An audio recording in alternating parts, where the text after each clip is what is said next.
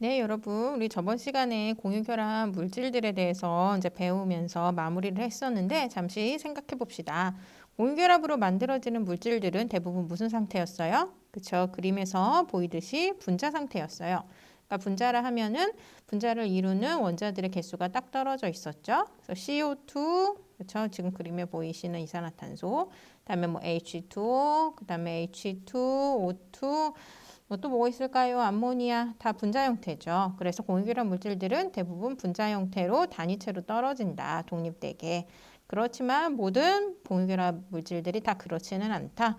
예적으로 몇 종류의 공유결합 물질들은 어떻게 생겼다? 그치, 공유 결정을 이룬다. 그래서 원소들이 분자처럼 이렇게 딱 개수가 정해지는 게 아니고 계속 연이어서 공유 결합을 해나가는 거죠. 그치? 그래서 이런 걸 이제 공유 결정이라고 했고, 대표적으로 지금 보시는 그림에 있는 석영 같은 거, 그리고 또 우리 저번 시간에 배웠던 거 뭐 있었을까요? 그죠? 탄소 동소체들. 그래서 탄소 동소체들도 탄소 옆에 탄소, 탄소 옆에 탄소 이런 식으로 계속 연이어서 결합을 했기 때문에 공유 결정이라고 볼 수 있는 거죠. 여러분들 그렇게 두 가지 종류를 봤고요. 탄소 동소체의 동류에 대해서 우리가 생각을 해보면 탄소는 탄소 하나당 결합을 몇 개까지 할 수 있었어요? 4개까지 할 수 있었죠. 그래서 탄소는 다양한 결합을 할 수 있었는데 탄소로만 이루어진 물질들이 있었고 그 탄소로만 이루어져 있을 때 옆에 있는 탄소와 어떤 구조를 이루냐에 따라서 성질이 되게 다양한 물질들이 있었죠. 그게 뭐였어요? 탄소 동소체였죠. 그래서 맨 처음에 우리가 볼 것들을 일단 다이아몬드부터 생각을 해보면 다이아몬드는 탄소 하나당 4개의 결합을 하면서 약간의 피라미드 형태의 구조를 이루기 때문에 매우 단단하고 투명하고 열을 잘 통하는 게 특징이었고 그거에 비해서 여기 보이시는 흑연, 그 다음에 그래핀, 나노튜브는 탄소 하나당 3개의 결합을 하면서 육각형 형태를 이루고 있었는데 흑연 같은 경우는 그 육각형 형태를 이루고 있는 판이 여러 판으로 이렇게 겹쳐 있었던 거죠. 그치? 그에 비해서 그래핀은 흑연의 한 판만 넓게 펼쳐놓은 게 그래핀이었고 투명하고 전류가 잘 흐르고 강도도 센 편이었어요. 그리고 탄소 나노튜브는 이 그래핀을 원통 형태로 만들어 놓은 걸수록 강도가 되게 센 게 특징이었죠. 그리고 마지막으로 플러레는 탄소 하나당 3개의 결합을 하는데 오각형, 육각형이 섞여 있는 형태였고 안정성이 되게 강했죠. 그래서 이게 이제 탄소 동소체들의 종류였습니다. 기억나시죠? 그러면 우리가 앞에서 복습하면서 다뤘던 분자 결정 그리고 공유 결정에 대해서 우리가 알아보도록 하겠습니다. 분자는 분자인데 분자 결정은 또 뭐냐 이렇게 물어볼 수 있는데 분자 결정은 분자로 만들어진 결정이란 소리예요. 이게 무슨 소리냐면 분자 같은 경우는 단위체로 떨어졌잖아요. CO2, H2O. 근데 얘네들이 고체 상태가 되면 어떻게 되겠어요? 그렇죠. 결정을 이루죠.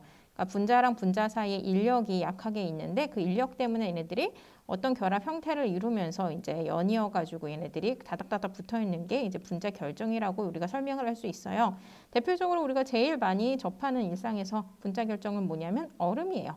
그러니까 다시 말하면 물의 고체 상태. 그러니까 물 분자들이 서로 다닥다닥 어떤 인력에 의해서 가까이 붙어 있는 상태. 요거를 이제 분자 결정이라고 생각하시면 돼요. 그래서 여러분들이 분자 결정의 성질 생각할 때 얼음 이렇게 생각하시면 돼요. 그러니까 분자의 고체 상태. 또 하나 이제 분자 결정이 우리가 실생활에서 볼 수 있는 건 위에 그림이죠. 드라이 아이스. 드라이 아이스 이제 우리가 땡땡 아이스크림 먹을 때 뭐 몇 분 필요하세요? 그럼 이제 넣어주잖아요. 그치? 그래서 이제 드라이 아이스는 얘들아 뭐냐면 CO2의 고체 상태예요. 그러니까 다시 말하면 이산화탄소의 고체 상태예요. 그러니까 이산화탄소라는 분자의 고체 상태이기 때문에 드라이 아이스도 분자 결정이라고 생각할 수가 있어요.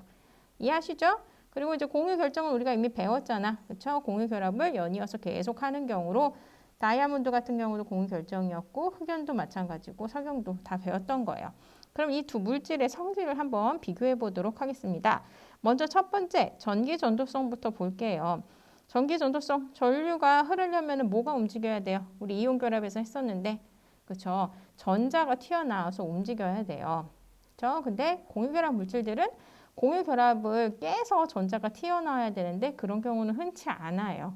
그래서 공유 결합 물질들은 대부분 전류가 흐르지 않아요. 어떤 상태든.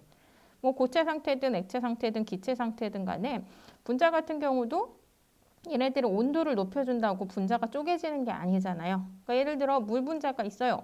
H2O잖아. 그쵸? 얘의 고체 상태는 물 분자끼리 가까이 있는 거고, 그쵸? 액체 상태는 물 분자끼리 멀어지는 거고, 기체 상태는 더 멀어지는 건데 얘네가 상태가 변한다고 그렇지 공유결합이 깨져가지고 H2가 H랑 O로 나뉘고 뭐 이런 거 아니죠. 그렇죠? 그래서 상태가 변한다 하더라도 공유결합이 깨지지 않기 때문에 전자가 튀어나오지 않아요. 이에 반해서 이온결합은 어땠어요? 그렇죠? 고체 상태에선 전류가 안 흘렀지만 액체 상태가 되면 어떻게 됐어? 그렇죠? Na 플러스 Cl 마이너스 이렇게 얘네들이 깨졌죠, 결합이. 그러니까 양이온과 음이온으로 나뉘게 된 거죠. 그렇지? 그러면서 이제 음이온에서 전자가 튀어나왔죠.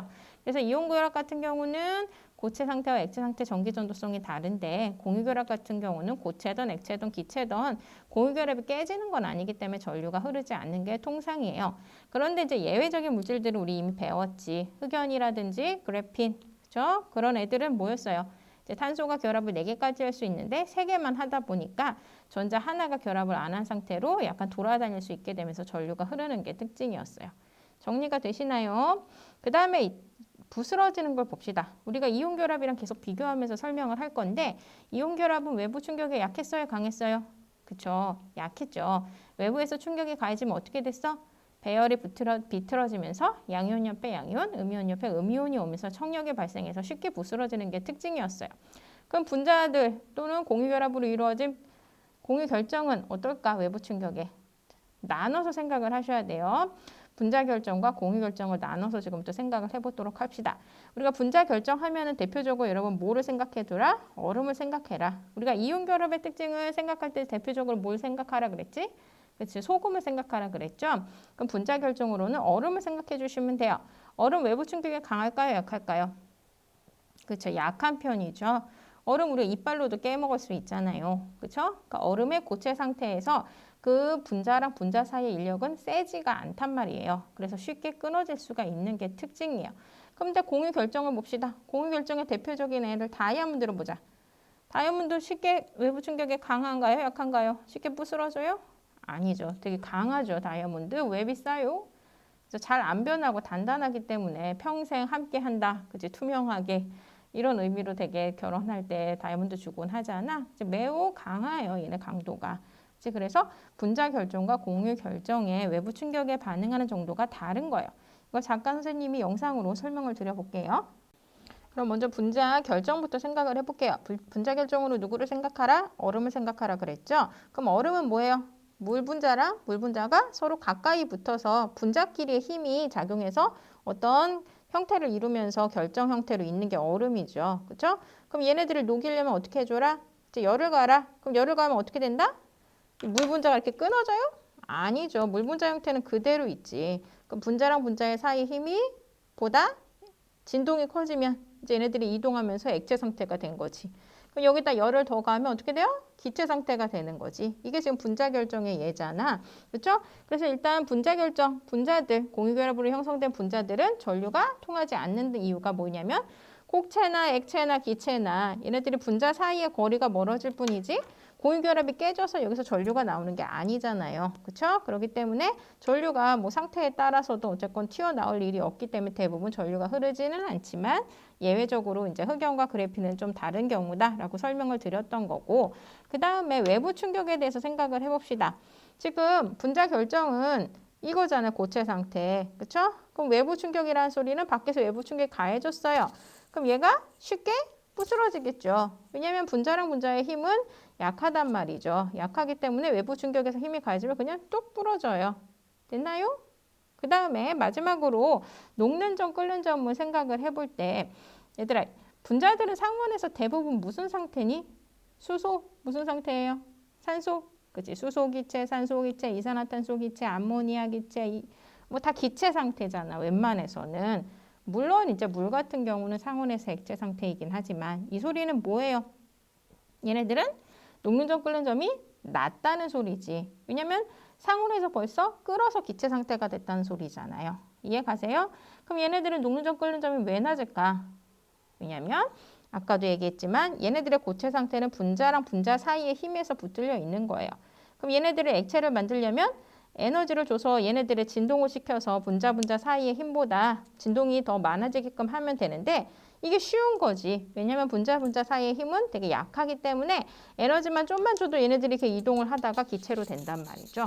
그래서 분자들, 그치? 분자들이 얘네들의 상온에서의 상태는 대부분 기체 또는 액체 상태인 이유는 분자 간의 힘이 약하기 때문에 금방 액체로 되고 금방 기체로 되기 때문이에요.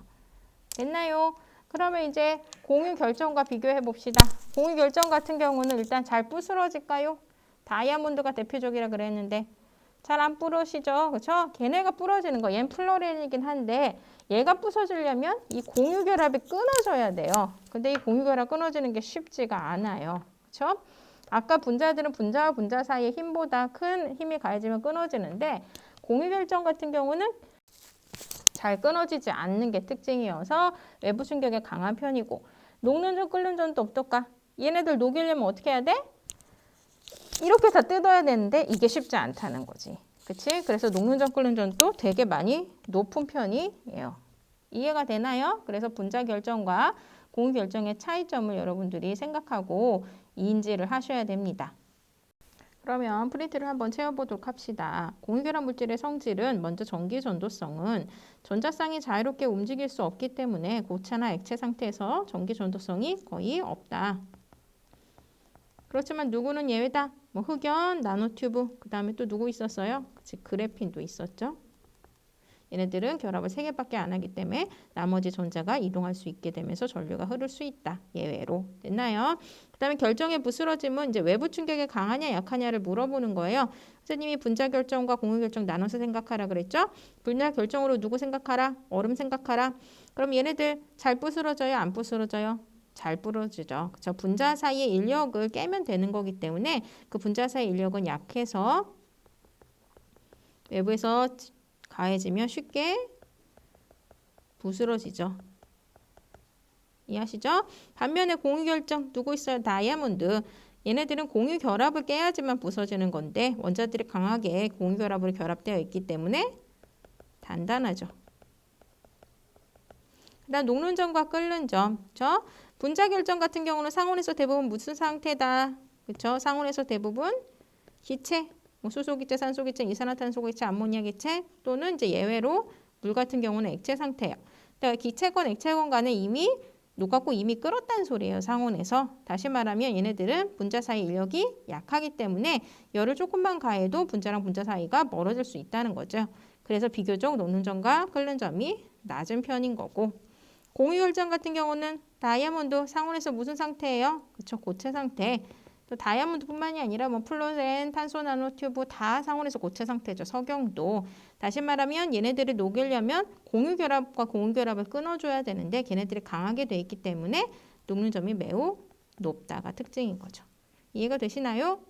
그래서 밑에 표를 분석하시면 지금 분자 결정과 공유 결정을 비교해서 생각하시면 분자 결정은 지금 이게 수소 기체고 그다음에 메테인 기체잖아. 그렇죠? 이미 녹는 점과 끓는 점이 다 영하예요. 그래서 수소 같은 경우는 영하 253도에서 벌써 끓어서 기체 상태가 된 거고 메테인은 영하 164도에서 이미 끓었다는 소리죠. 그거에 비해서 공유 결정 같은 경우는 공유 결정 사이에 있는 그런 공유 결합이 깨져야지만 액체 상태가 되는 거기 때문에 다이아몬드 녹는 점이 4440도라고 합니다. 훨씬 높고 그래서 상온에서 고체 상태가 될 수밖에 없는 거죠.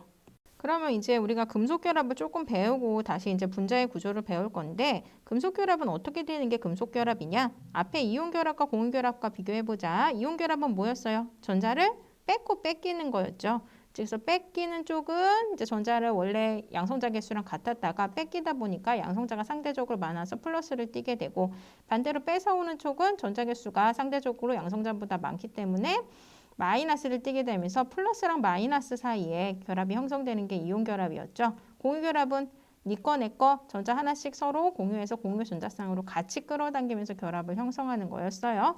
그럼 금속 결합은 이제 어떻게 형성하나 지금부터 보도록 해볼게요. 금속 결합 같은 경우는 얘들아 금속으로 이루어져 있어요. 금속이라는 거는 전자 끌어당기는 힘이 강한 애들이에요? 약한 애들이에요? 약한 애들이죠. 그래서 일단 금속 원자들이 이렇게 서로 결합을 형성을 할 때 무슨 일이 일어나냐면 결합을 이제 중성 상태 원자들이 모이면 얘네들이 아까 얘기했듯이 전자 끌어당기는 힘이 약해요. 그래서 얘네들이 갖고 있던 전자가 밖으로 튀어나와서 막 자유롭게 이동을 하기 시작을 해요. 그럼 얘네들이 갖고 있던 전자가 튀어나온 거잖아. 그치? 튀어나오면 얘네들은 뭐가 되겠니? 원래는 양성자기수랑 전자수가 같다가 전자가 튀어나갔어요. 그러면 금속 양이온이 되겠죠. 그럼 금속 양이온이 배열이 돼 있는데 금속 양이온은 서로 다 플러스잖아요. 그럼 얘네들을 서로 묶어줄 애가 필요한 거예요. 마이너스를 띠는 누가 얘네들을 묶어줄까? 그렇죠. 얘네들 전자, 튀어나온 전자. 근데 이 전자는 자유롭게 이동을 하면서 양이온들의 금속들을 묶어주기 때문에 얘네들을 자유전자라고 합니다.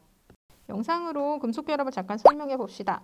여기 지금 금속 양이온들이 있는데 파란 애가 자꾸 돌아다니죠. 얘네들이 누구예요? 그죠? 자유롭게 돌아다니는 자유전자가 그죠? 금속 양이온들을 이어주고 있는 거예요. 근데 이따 설명을 하겠지만 금속은 전류가 당연히 잘 통할 거예요. 왜냐하면 이렇게 전극을 그어주면 맨 처음에 무질서에 있던 자유전자가 어떻게 되겠어요? 그치? 일률적으로 한쪽 방향으로 이동을 하죠. 그러면서 이제 전류가 흐르게 되는 게 금속의 특징이 되겠습니다. 그리고 이 금속 결정은 무슨 모형이라 그러냐면 전자 바다 모형이라 그래요. 그래서 전자가 막 이렇게 파도처럼 막 움직이는 그 가운데에 금속 양이온이 이렇게 떠 있다 그래가지고 그게 무슨 전자 바다 모형이라고 하는데 뭐 적절한 비유인가요? 됐나요? 그럼 이제 금속 물질의 성질을 보도록 합시다. 금속 물질의 성질은 선생님 방금 얘기했었죠. 먼저 전기 전도성은 당연히 크죠. 우리 금속하면은 전류 흐른다를 먼저 생각을 해야 되지.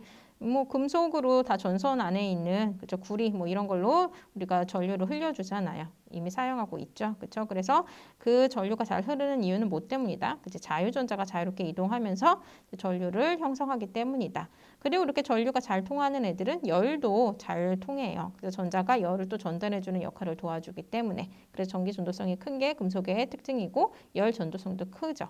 그 다음에 금속은 외부 충격이 강할까 약할까? 그렇죠. 금속은 잘 부스러지지 않아요. 왜냐하면 자유전자의 유동성 때문인데 우리가 이온 결정은 어땠어요? 외부 충격에 매우 약했던 이유가 뭐였어요? 이제 배열이 비틀어지면 양이온 옆에 양이온, 음이온 옆에 음이온이 오면서 그 청력으로 깨지는 게 특징이었네. 그렇죠? 근데 금속은 어때요? 지금 보시면 외부에서 충격이 강해졌어. 지금 왼쪽 그림을 보면. 그치? 가해졌을 때 배열이 비틀어지는데 그 배열이 비틀어진다 하더라도 결합을 계속 유지할 수 있는 이유는 자유전자가 유동적으로 움직이면서 다시 금속 양이온들을 묶어주기 때문이에요. 이해 가시죠? 그래서 우리 옛날에 대장간 아시죠? 무슨 소리가 나요? 대장간 가면 망치 소리가 나지. 그치? 망치로 엄청 이렇게 계속 때려도 그치? 금속이 깨지기보다는 얇게 퍼지는 특징이 되는 거죠. 그러니까 외부 충격에 얘네들이 쉽게 부스러지지 않고 대신 얘네들은 얇게 퍼지겠죠. 이런 걸 이제 전성과 연성이 크다라고 설명을 할 수가 있습니다. 그럼 프린트를 채워보도록 하겠습니다. 금속 결합은 금속 원자에서 떨어져 나온 전자로 한 원자에 속해 있지 않고 수많은 금속 양이온 사이로 자유롭게 이동할 수 있는 누가 존재한다? 그치, 자유전자가 존재한다. 그래서 얘가 수많은 금속 양이온들을 묶어주는 역할을 한다. 그리고 금속 결합은 금속 원소의 모와 모 사이의 정전기적인 인력일까요? 그쵸? 금속 양이온과 자유전자가 묶여 있는 거죠. 됐죠? 그럼 금속 결정은 금속 결합을 이루어진 결정으로 전자의 바다 속에 금속 양이온이 규칙적으로 배열된 구조를 하고 있어서 무슨 모형이라고 한다면 전자 바다 모형이라고 한다. 됐나요? 그리고 이제 성질을 봅시다. 1번 전기 전도성. 고체 상태랑 액체 상태에서 전기 전도성이 크다. 자유전자가 플러스 마이너스 극을 걸어주면은 플러스 쪽으로 일률적으로 이동을 하면서 전류가 잘 통하죠. 그리고 전류가 잘 통하는 애들은 열도 잘 전달한다. 그래서 열 에너지를 얻은 자유전자가 인접한 자유전자와 금속 양이온에게 열 에너지를 전달하기 때문에 열 전도성도 크다. 그 다음에 연성과 전성 어떻게 된다 그랬어요? 외부의 힘에 의해서 금속이 변형돼도 자유전자가 이동을 하면서 금속 결합을 유지를 하기 때문에 퍼지겠죠. 그래서 이 퍼지는 특징이 크다. 마지막으로 녹는 점, 끓는 점을 봅시다. 녹는 점, 끓는 점의 금속은 어떤 편일까? 높은 편이겠지. 왜냐면 금속들 대부분 다 상온에서 다 무슨 상태였어요? 고체 상태였어요. 하나 빼고 누구? 수은만 액체였죠. 그러니까 녹는 점을 많이 높여줘야 상온에서 녹기 시작한다는 것을 의미하겠죠. 이해되시나요? 그럼 마지막으로 화학결합의 상대적인 세기 비교만 보고 마무리하도록 하겠습니다. 화학결합의 상대적인 세기는 뭘로 비교하면 될까? 우리 이온결합에서 이온결합력이 크다는 걸 뭘 가지고 우리가 비교했어요? 그쵸? 녹는 점 가지고 비교를 했죠. 그 결합을 깨기 위해서는 어떻게 해야 돼요? 에너지를 가해주고 그 결합이 이제 결합보다 진동수가 커지면 얘네들이 녹기 시작한다. 뭐 이런 걸로 우리가 배웠었잖아. 그치? 그래서 녹는점이 높은 물질들이 결합력이 강하다라고 여러분들이 생각해 주시면 돼요. 그럼 지금 5가지 물질을 한번 비교를 해보면 지금 제일 녹는점이 높은 물질로 다이아몬드가 나왔어요. 다이아몬드는 무슨 결정이었죠? 그렇죠. 공유 결정이었죠. 그래서 다이아몬드를 녹이려면 공유 결합을 닿게 줘야 되는데 그게 쉽지 않다. 그래서 얘는 4440도까지 올려야지만 공유 결합이 깨지면서 녹아 들어갈 수 있는 거죠. 됐나요? 그 다음에 다음으로 녹는점 높은 애가 산화칼슘이네. 얘 무슨 결합일 것 같아? 산화칼슘, 산화칼슘. 칼슘은 금속, 산소는 비금속. 무슨 결합? 이온 결합. 이온 결합도 센 편이죠. 그래서 2613도까지 올려줘야지 산화칼슘은 녹는다고 합니다. 산화알루미늄은 무슨 결합일까요? 알루미늄이 누구랑 결합한 거? 그치, 산소랑 결합한 거. 알루미늄 금속, 산소 비금속, 얘도 이온 결합. 그다음 칼슘은 뭐예요? 금속이죠. 그러니까 금속 결합일 거고. 알루미늄 뭐예요? 금속이죠. 금속 결합이죠.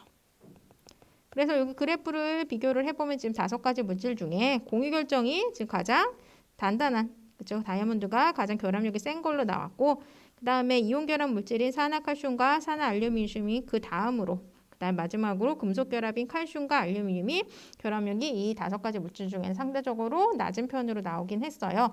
근데 항상 이 경향성을 따르는 건 아니에요. 물질마다 항상 차이가 있기 때문에 여러분들이 문제에 나오면 그냥 각 물질의 녹는 점을 보고 녹는 점이 높을수록 결합력이 세다라고 비교를 해주시되 그냥 대체적인 경향성은 이렇다라는 걸로 여러분들이 정리해 주시면 됩니다. 그럼 프린트만 채우고 오늘 수업은 여기서 마무리하도록 하겠습니다. 화학결합의 상대적인 세기 비교. 화학결합의 세기가 강할수록 물질의 녹는 점은 높다. 그래서 이 그래프는 앞에서 설명드렸어요. 됐나요? 오늘도 수고 많으셨습니다.